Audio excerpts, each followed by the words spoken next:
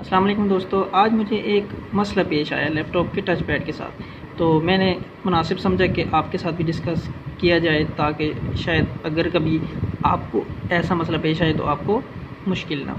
ये देखें touch pad, बहुत से लैपटॉप्स का टच पैड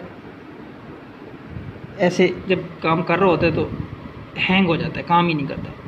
तो बंदा समझता है कि भाई ये टच पैड ख़राब हो गया, लेकिन नहीं। टच पैड की बाएं तरफ बिल्कुल ऊपर यहाँ पे अगर डबल क्लिक किया जाए तो ये देखें टच पैड लॉक हो जाता है। लेकिन ये देखें यहाँ पे एक छोटी सी लाइट भी है, लेकिन अगर अब दोबारा मैं यहाँ पे क्लिक करूँ तो ये देखें ये अनलॉक हो गया। तो ये छोटा सा इशू था, मैंने कहा चलो आपसे डिस्कस करूँ ताकि आपको अगर कभी ऐसा फेस आए तो आप आसानी से इसे ठीक कर सकें।